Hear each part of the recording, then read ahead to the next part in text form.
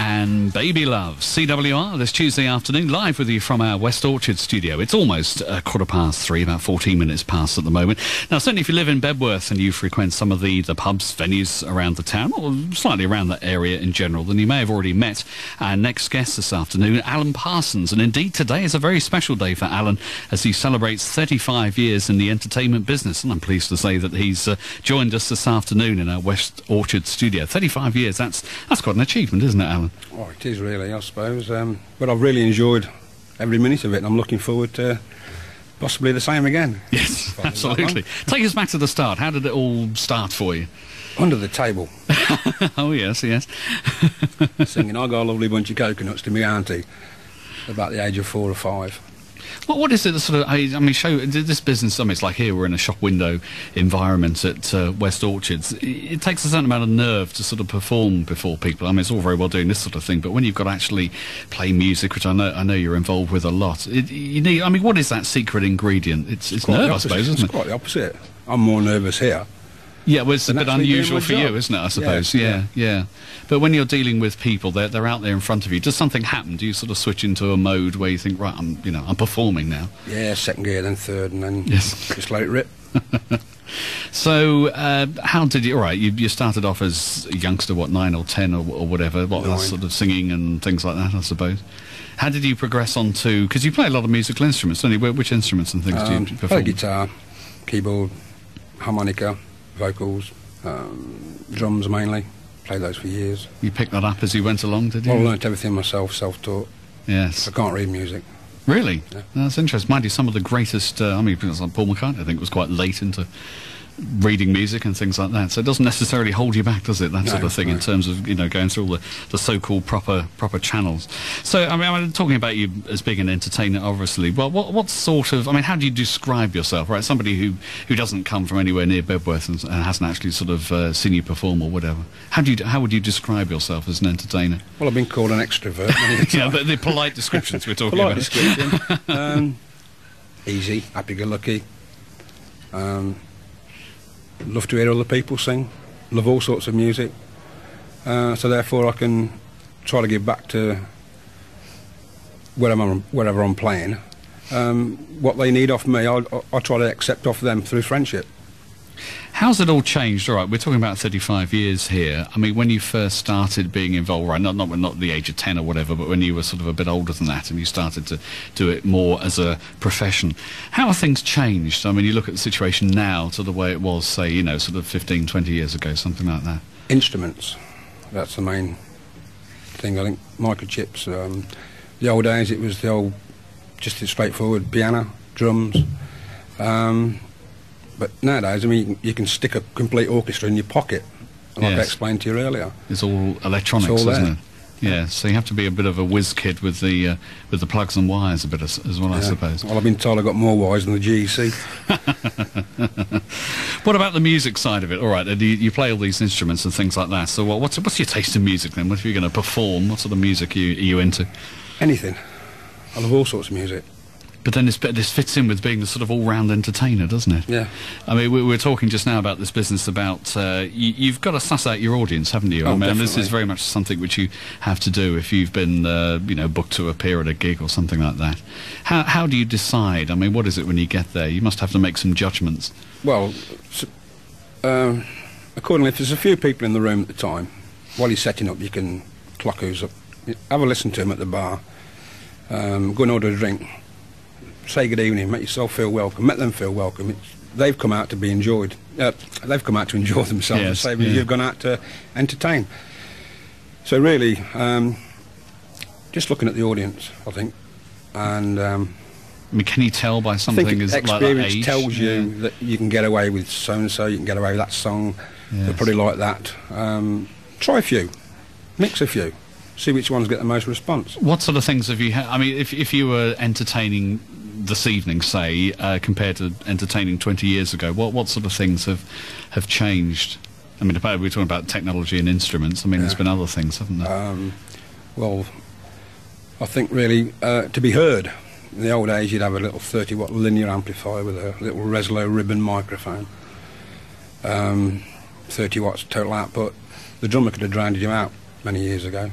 But today, quality of PA systems, microphones, as I say, accompaniment. But most of all, I think people have changed slightly. They expect you to do everything. Yes, you have to be versatile, I can imagine. I was going to come on as my next question to what people expect in ways of entertainment, because so much comes into our homes through television and things like that these days, or films or whatever. People get used to a high standard of entertainment, don't they? Which doesn't make your job any easier, does it? You know. So how do you combat that? Trying to pick your songs that you can sing, rather than try and do a half-baked job of something you think you can sing. Yes. And then get a few people out of the audience. That's what it's all about, audience participation. If they feel they're involved in your evening, they're being entertained.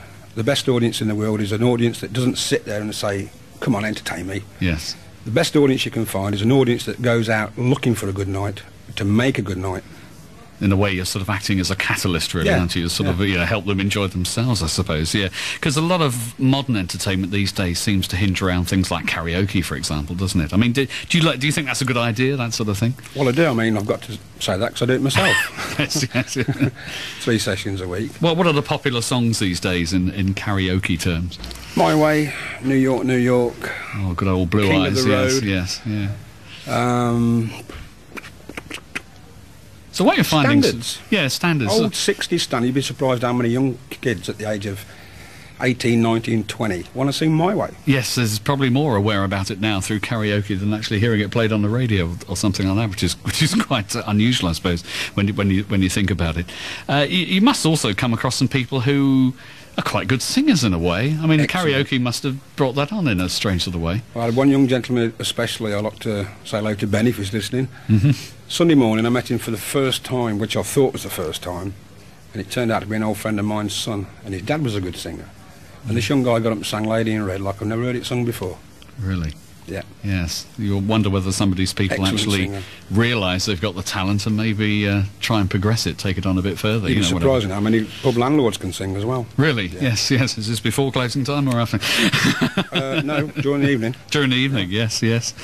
Well, you've stayed around the Bedworth area, so sort of it's your home, isn't it? It's the area that you're familiar with. Why have you tended to stay in that area? Have you not sort of wanted to chance your arm further afield? I've been further afield many a time.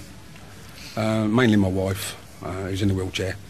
She's my main priority. So if I can work locally, earn a few shillings, pay a few bills, at the pick of a phone I can be home within minutes. Yes. And because it's nice to be known in an area, isn't it? I mean, you can travel off, I don't know, the other end of the country or whatever, and nobody knows you. It makes the job a lot harder, doesn't it? Yeah. Well, what have been would you say your, I have to ask this, your worst moments? I mean, you hear people talking about, there was such and such a night that I went on and they all went off or they all fell asleep or something like that. I mean, well, I don't think I've ever experienced that. I'm sure there haven't been many, of course, I can't even think of one, actually. Really? Well, that must be a good sign. I think of some funnies, but... well, tell us some of the funnies then, in that case. I was playing with a group called The Motion, Dave Sutton, Reggie Gallen, Con Barber. We used to all play out at Grand Ballroom in Colville. And if you can imagine looking at a wall with 5 pigeonholes, and down below was somebody like Mick Polton's MPs, big fantastic band. It's a bit like the Locarno. Yes. And we were actually positioned in these pigeonholes, singer in one, guitarist in another, bass in another, drummer in another. Strange. And I always remember we were doing Hello, I Love You. Trogs, wasn't it? I think it was, Yeah, I think it was, yeah.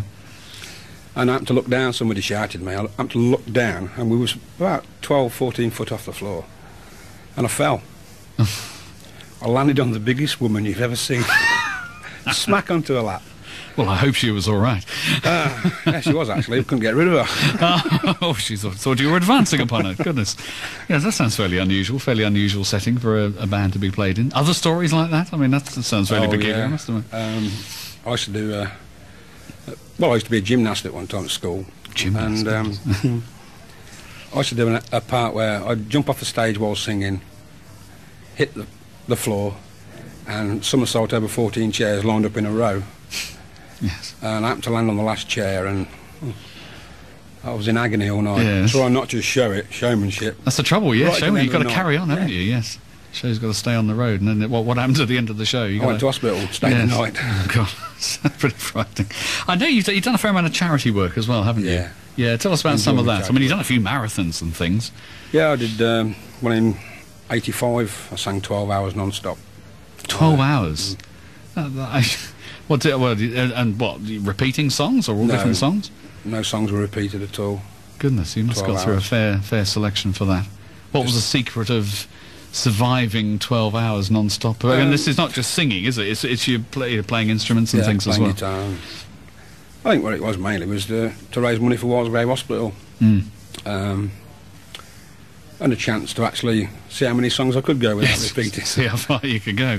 Well, 12 hours. I did about 300 on that occasion. And you did it again, didn't you, after that? 1990. Did 14 hours throughout. 14 hours? Yeah. So you're going to do it again? You're heading for... I'd like to, but in actual fact, the last time it was done, I think it was down to my cousin. He had a few, and he's supposed to be ticking off the songs I've done. Oh, I see, right. But what went wrong there was, during the day, people had come in and I'd be singing away, like 5 minutes in every hour I had a break. And someone came in and shouted, "Sing Will You Still Love Me Tomorrow?"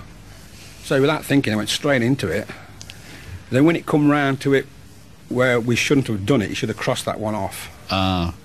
He didn't cross it off. So I come round singing, "Will You Still Love Me Tomorrow?" And I thought, oh, I've blown it. I've already done 14 hours. Yes. A lot of people, I mean, this was in the early hours of the morning, people were saying, "Go on, we won't say nothing." But it's the whole thing of the marathon itself, really, isn't it? Yes. I mean, I set my own rules, so I mean, I ain't going to break my own rules. Well, absolutely. It was a different arrangement, probably, a different, different version. If you could have shouted at me straight away, I could have stopped and gone into something else.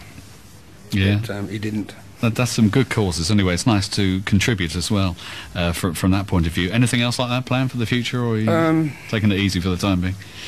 Oh, no, I'm still active. I mean, I do Tuesdays, Thursdays, Saturdays, Sunday mornings, Sunday night. I've been doing Monday to Sunday night with a Sunday lunch and a Monday dinner time. Yes. I was thinking in terms of marathons as well. I mean, marathons, yeah. I'd love to do another one, but computerised next time.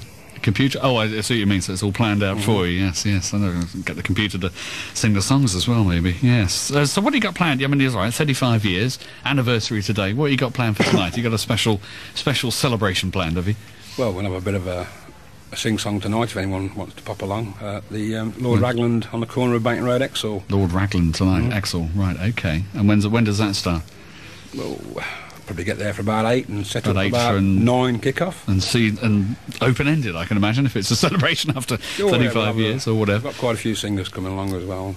Great. Okay, well, I hope you have a good night tonight, and here's to the next 35 years, as we say. Thank you.